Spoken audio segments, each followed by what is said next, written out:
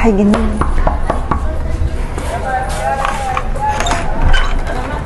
في ايه؟ كويس ان انت جيتي. في ايه يا رنا؟ عارفه انا هيجي لي شلل.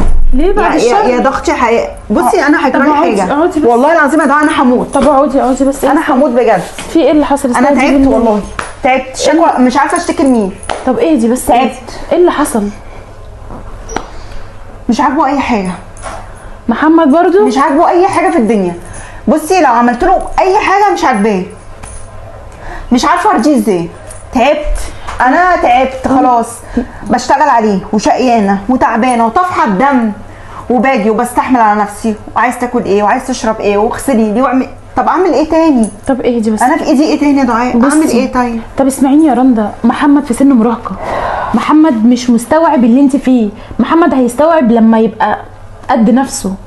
لازم تاخديه شويه كده وشويه كده. بس يا دعاء هو دلوقتي احنا في موقف، هو اتحط ان هو يبقى راجل البيت، هو اتحط غصب عني وغصب عنه، فالمفروض هو يبقى قد دي. يبقى شويه كده وشويه كده. ما هو انا شويه كده وشويه كده انا باجي على نفسي، بس هو ما لاقيش قصاده رد الفعل ده. ما لاقيش رد الفعل ده دعاء. ده زعيق وشخيط وقله ادب والجيران كلها تسمع بيا. عاجبك كده دعاء؟ يعني دي اخرتها. لا هو ما يطولش لسانه ولا زعيق ولا قله ادب، عشان ده ما ينفعش اصلا. اعمل ايه؟ ياخد بالجزمه. اعمل ايه يا دعاء؟ طب سيبهولي. انا حاسه ان هيجرالي حاجه، انا هموت يا دعاء والله. طب ايه حقك عليا؟ طب بالله عليكي اسكتي. طيب خلاص بقى رنوده بقى، انا هتعامل معاه خلاص.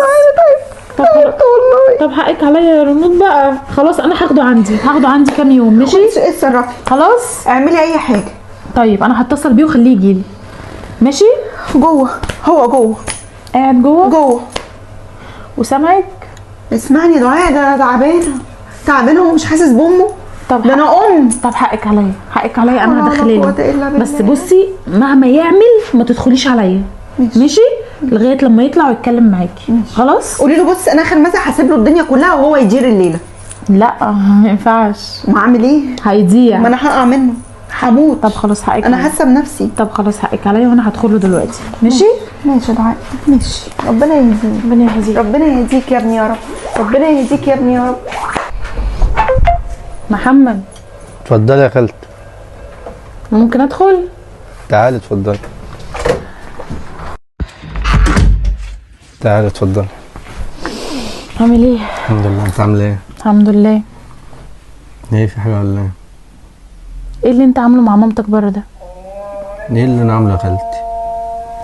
انا عارف هي تلاقيها ملتك، لان امي دي اساسا مش عارف ما بتقبلنيش. امك ما بتقبلكش ازاي؟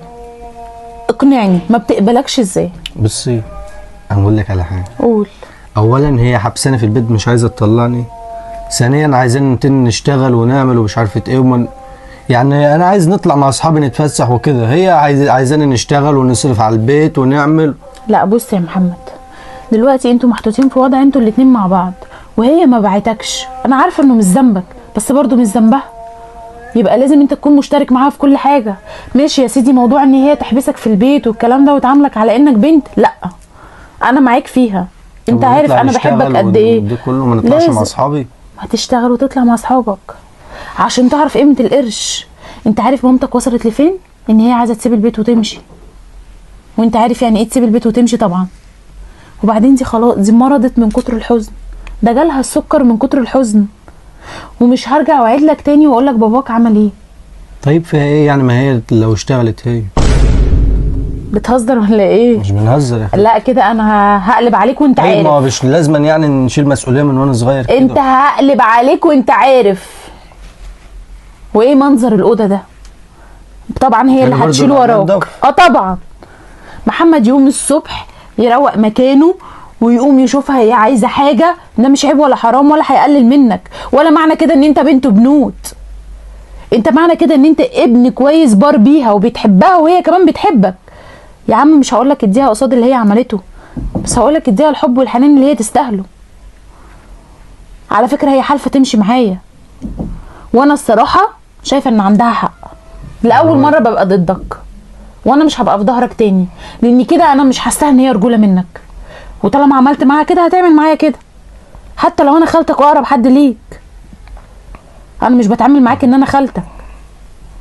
لو اتعاملت معاك ان انا خالتك هعاملك معامله وحشه. خلاص يا خالتي. يلا تعالى اطلع صالحها. ايه ده؟ انت لبستي؟ وانا ماشيه معاكي.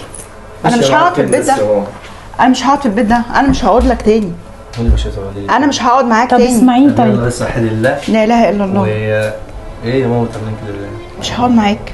انا بجد تعبت منك يا محمد. تعبت منك. انت ما عندكش انسان، ما عندكش اي مسؤوليه. دي من دماغك بقى. اللي انت عايزاه انا من جواك. واللي انت بتعمله وعدم المسؤوليه اللي انت فيها. حياتي بقى اللي انت عايزاه انا.